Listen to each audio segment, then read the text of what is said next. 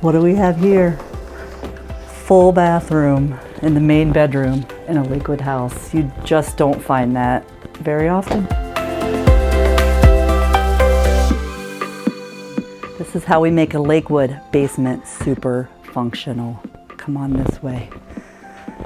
We've added a very nice dedicated office space. We can close this off, and then when we're done working, come in this extra side space, cozy up, TV, and hang out. We have an egress window in this basement. I do not see this very often, but this is a window that makes every bit of finished space in this Lakewood basement legal, because this is a second escape for in case of a fire.